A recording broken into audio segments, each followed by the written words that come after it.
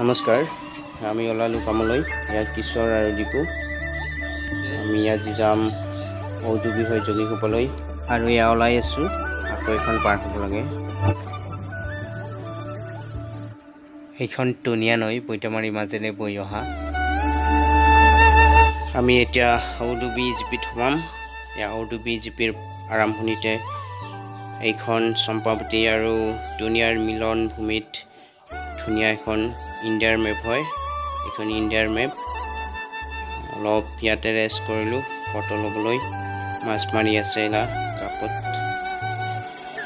ইয়া আমি ৰেষ্ট কৰিলোঁ অলপ এতিয়া আকৌ আমি যাত্ৰা আৰম্ভ কৰিলোঁ চম্পাৱতীৰ কাষে কাষে এফালে চম্পাৱতী আনফালে পাহাৰ এক মনোমোহা দৃশ্যৰ মাজেৰে আমি গৈ আছোঁ আমাৰ গন্তব্যস্থান যোগীঘোপালৈ বাৰিষাৰ বতৰ সেই নৈখন উঠলি আছে বঙাইগাঁও পইতামাৰীৰ পৰা যোগীঘোপালৈ যোৱা এইটো এটা পথ আৰু এই পথটো ধুনীয়া ধুনীয়া দৃশ্যৰে ভৰা তাৰে কিছু কিছু অংশ দেখুৱাই যাম আমি পাহাৰ আৰু নদী এৰি গাঁৱৰ মাজলৈ সোমাই গ'লোঁ এই গাঁৱৰ পৰিৱেশ আমি এতিয়া এই ৰাস্তাটোৰ একেবাৰে অখৰ ঠাই পাম একেবাৰে অখৰ ঠাইখিনি ইয়াৰ পৰা বানপানী চাওক এয়া বানপানী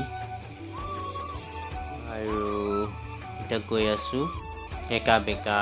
ৰাস্তাৰ মাজেৰে ধুনীয়া এটা পৰিৱেশৰ মাজেৰে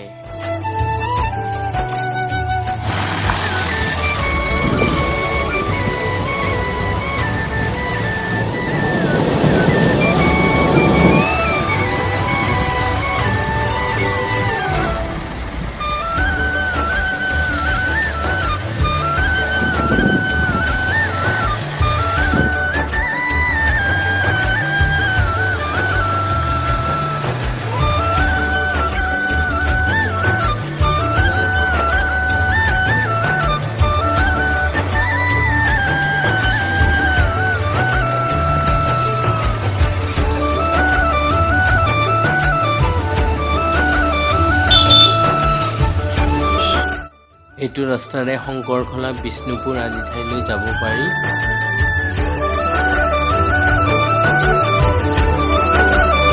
এইটো দলনি বিল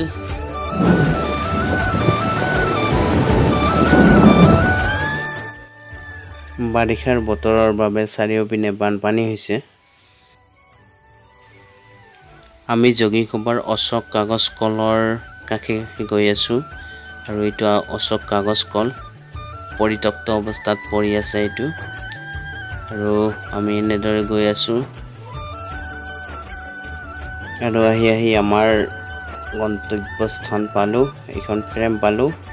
আৰু ইয়াতে আমি কামটো কৰিব লাগিব বঙাইগাঁও জিলাৰ পানী আৰু অনাময় সমিতিৰ দ্বাৰা প্ৰচাৰিত ভাৰত চৰকাৰৰ জল জীৱন মিছনৰ ডাঙৰ ফ্লেক্স বেনাৰ লগোৱা কাম আৰু কিশোৰে বেনাৰখন উলিয়াই আছে এইখিনি ঠাইৰ নাম ইছলামপুৰ যোগীঘোপা ইয়াৰ ওচৰতে যোগীঘোপাৰ প্ৰাচীন গুহাৰ মন্দিৰ আছে আমি কামটো হ'লে চাবলৈ যাম কিশোৰে লগাই আছে বেনাৰখন আঠা দি লগাই আছে আৰু এঘণ্টামান লাগিব কামটো কৰোঁতে এতিয়া আমাৰ কামখিনি হৈ গ'ল আৰু আমি গুহা চাবলৈ যাম আৰু ইয়াৰ পিছৰ এটা ভিডিঅ'ত গুহাত থকা সময়খিনি দেখুৱাবলৈ চেষ্টা কৰিম আজিলৈ বাই বাই